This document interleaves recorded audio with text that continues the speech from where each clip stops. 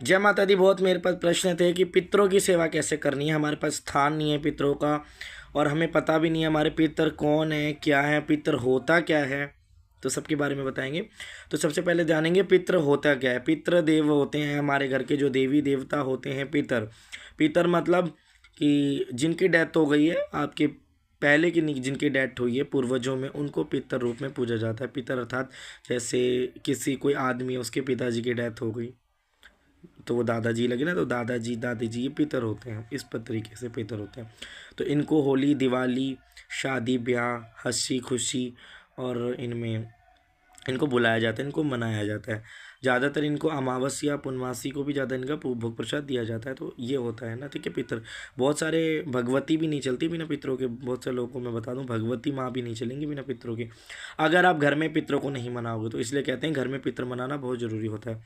अब मैं बता दूं पितर स्थान क्यों मांगते हैं। पितर स्थान इसलिए मांगते हैं कि उनको, जैसे आप अपने घर में रह रहे हो, जब तक आप किराए पे रहते हो तो आपके मन में यही रहते हैं ना, हम किराए पे हैं, हम किराए पे हैं, है ना, हमें यहाँ से खाली करना है। तो आपको तो चलो छत भी है, उनके पास छत भी नहीं होती, तो वो चाहते हैं कि हमारे बच्चे हमारे मरने के बाद भी एक हमारा एक पर्टिकुलर एक स्थान दे हमें, जिस पे हम विराजमान हो, ठीक है। तो पितरों की ये जिज्ञासा रहती है। बहुत से लोग को मैं देखता हूँ, मेरे पास बहुत सारे केस आते हैं गद्दी पे, कि उनको पितर, उनके कहते हैं हम स्थान मांगते हैं। पितर क्यों स्थान मांगते हैं? इसीलिए मांगते हैं कि हमारी सेवा हो। बहुत से देवी देते हैं, बहुत से गया जी में बिठा देते हैं।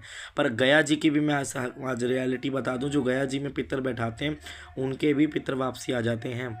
मैंने ये भी देखा है बहुत सारे केसेस में। तो अब आप कैसे करेंगे? तो इसमें आपको क्या करना है कि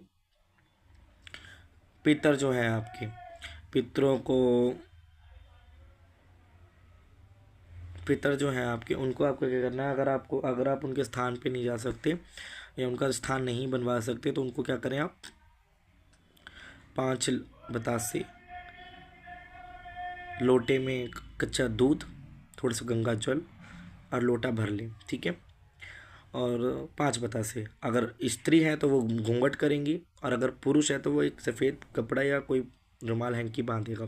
पीपल के पेड़ पर अर्पण करें, 11 दिन तक लगातार आप करें।